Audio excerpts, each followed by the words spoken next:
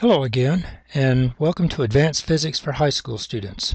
This is Lesson 52, and it is entitled Generalized Thermodynamic Processes. This lesson focuses on constructing pressure, volume, or PV diagrams for ideal gases. A PV diagram is a graphical way of looking at energy exchanges in gases or in any kind of thermodynamic process. It's not the only kind of diagram that can be shown. If you recall the ideal gas law, PV equals nRT, then it's possible to look at any pair of variables to show what's happening to one as the other changes. So, for example, you could show a temperature versus volume graph, or number of moles versus volume, or pressure versus temperature. But the pressure volume diagrams are focused on because if you look at the product of pressure times volume, then you get units of energy. You'll recall that pressure, the units for pressure are pascals, and units for volume are meters cubed. Well, if you look at a pascal is the same thing as a Newton per square meter. And if you multiply that times cubic meters, then you end up with newtons times meters. And a newton times a meter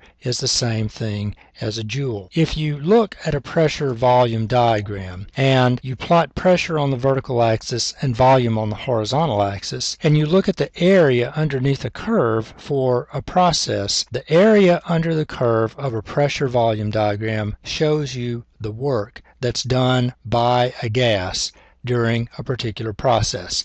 And that's a very important statement. It's so important that you need to write it down in your notes, and I'm going to write it down here. Engineers are interested in pressure volume diagrams because the area that's enclosed by a cyclical set of processes in a PV diagram represents the amount of useful work that the gas does. That is something that engineers are very interested in, especially when it comes to trying to construct more and more efficient engines, whether it's a turbine, which is used for taking steam and turning it into a spinning shaft which can push a generator, or if it's an internal combustion engine, any kind of heat engine which takes heat and converts it into work is going to be something that can be represented graphically on a pressure volume diagram, and engineers want to study those. Probably the heat engine that you are most familiar with is an internal combustion engine in an automobile. I would like to introduce this lesson with a film clip and some simulations showing the internal combustion engine.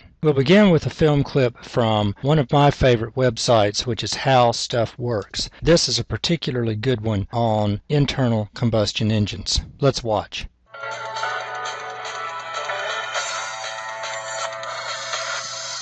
The internal combustion engine made cars as we know them today possible. But what is it? Well, in its simplest form, it's one of these.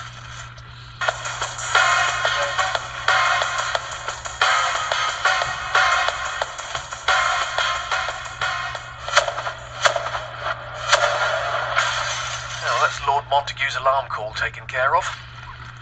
The cannon is the direct ancestor of the internal combustion engine.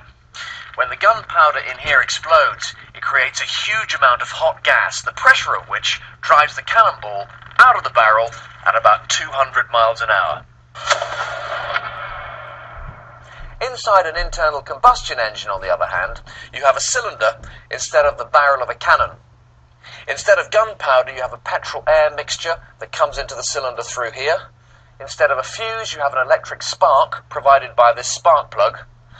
And instead of a cannonball, it fires a piston connected to the crankshaft by a connecting rod. But unlike a cannonball, the piston always comes back. So let's see if we can restart this old chap. Ignition on. Now, 1885, no electric starters. So what you had to do was spin the flywheel, a rather large flywheel, by hand. Yes! With that introduction to an internal combustion engine, let's take a look at some simulations. Here is an animation that shows a single cylinder undergoing several thermodynamic processes. This cylinder is containing a piston that moves up and down. The piston is connected to a crankshaft that turns around and around, and there are a couple of valves that are opened and closed by a camshaft. These are all technical terms that you don't necessarily need to know. You ought to know what a piston and a cylinder are, but the other parts are not necessarily something that you'll want to try to memorize for the AP exam. This is called a 4-cycle engine, and the reason it's called a 4-cycle engine is because there are processes that happen one cycle at a time. There's an intake, a compression, a power, and an exhaust cycle. Intake, compression, power, and exhaust. And if you notice, there's a flywheel over here showing each of those 4 cycles: intake, compression, combustion, and exhaust. What I'm calling combustion and what this calls combustion and what I've called power mean the same thing. Now, at the end of this lesson, we're going to take a look at what these processes look like on a pressure volume diagram. But I just want you to get a feel for what's going on here in this animation. There's another animation I want to show you, which shows the most common type of automobile engines that you see on American roads today. In Figure 2, there's something called an inline engine. Most 4-cylinder engines are of this inline type. And then in Figure 3, there is the V engine. This one happens to be called a V6 engine. There are also V8 engines and V10 engines, and the V means that the pistons and the cylinders are arranged in a V shape. The green thing that's turning around and around is called a crankshaft. The blue things that are connected to the gray pistons are called connecting rods. Now, that's all technical terms that you don't need to know for the AP exam, but since most of you are driving automobiles, then I think it's kind of interesting to see the connection between what you're studying in physics and things that you use every day. As we go on in this study with pressure volume diagrams, let's recall some of the important relationships that we have seen already in previous lessons. And I'm referring specifically back to Lesson 33, where we dealt with the ideal gas law, and Lesson 46, where we talked about the first law of thermodynamics. The first equation we've already seen is the ideal gas law. The second equation, delta U, is 3/2 nR delta T. Delta U refers to changes in internal energy. Again, N and R, we've talked about. Delta T is change in absolute temperature. Then we have the definition of work that's done by a gas. It's pressure times change in volume. Then 2 important sign conventions. The work done on a gas is the negative of the work that's done by the gas, and the heat that flows into a gas, Q into, equals negative Q out of. Those are important because of how the first law of thermodynamics is written. Delta U equals Q into plus W on. And on the AP exam, you're not going to get those subscripts. You're just going to get the equation delta U equals Q plus W. I encourage you to write the subscripts every time that you solve these problems so that you don't forget what is what in terms of signs, because you're going to be asked quantitative information when it comes to working with this pressure volume diagrams. We're going to focus on 4 ideal processes. These 4 processes are called isothermal, which iso means same, thermal has to do with temperature, so isothermal means a constant temperature process. The second is an adiabatic process, something that happens at constant entropy, which is a topic that we'll introduce in the second semester. Basically what it means is that there is no heat that's exchanged between the system and its surroundings. The third is an isochoric process, which happens at constant volume, and the last is an isobaric process, meaning constant pressure. So if you think about barometric pressure, that has to do with atmospheric pressure. An isobar is something that happens at constant pressure. So let's begin with the isothermal process. To help us with this isothermal process, let's recall the ideal gas law, PV equals nRT. Now, if the temperature is constant, then what that means is that P times V is equal to some constant. And if I were to divide both sides by the V, then what I get is that the pressure is equal to some constant times the reciprocal of the volume. So the pressure and the volume are inversely related to each other. Now, what does this look like on a pressure-volume diagram? What it looks like is this.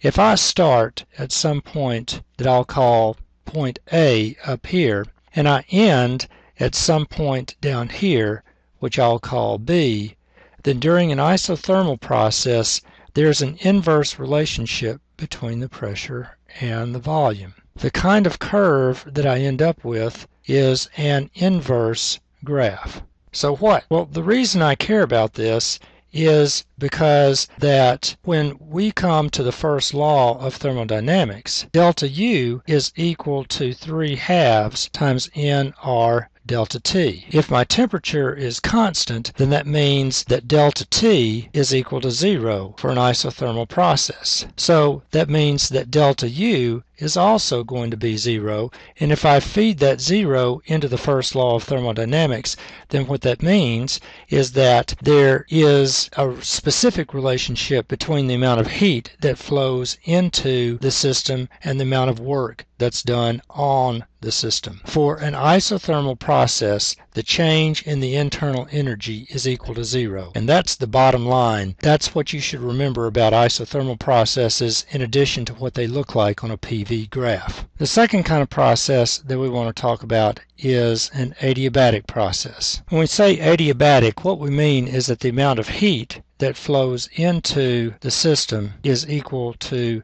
0. These processes are going to have a similar look to them as an isothermal process. Let me sketch first what an isothermal process looks like on this pressure-volume diagram. Remember that an isothermal process looks like an inverse graph. It turns out that an adiabatic process looks like an isothermal process, except it actually comes down lower on the PV diagram than an isothermal process does.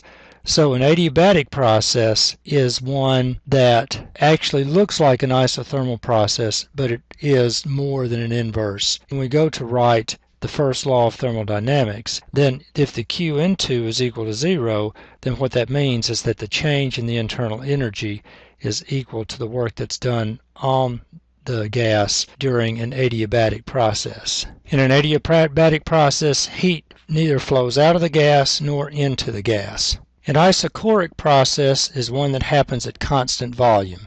There is no change in volume during this process. The change in volume is equal to 0. So during an isochoric process, if I start at a certain point and the volume doesn't change, and I end at a different point, then I get a vertical graph on a PV diagram. I have a vertical line. The reason we care about isochoric processes is because the work that's done by a gas is equal to P times delta V. But if delta V is equal to 0 for an isochoric process, then what that means is the work that's done by the gas is equal to 0, so that in the first law, if the work that's done on is equal to 0, then the change in the internal energy is going to be the heat that flows into the gas. The work that's done by a gas is equal to 0 during the isochoric process. Finally, we have the isobaric process. During an isobaric process, the pressure is constant, so that if I start at a certain point and I end at another point, basically what happens is I have a horizontal line. We like isobaric processes because when we think about the amount of work that's done by the gas, then what we're looking at is what is the area that's closed between the curve and the volume axis. And that area happens to be easy to calculate if it's a rectangle, and we can get a rectangle from an isobaric process. Now with these four processes in mind, let's take a look at some numerical examples.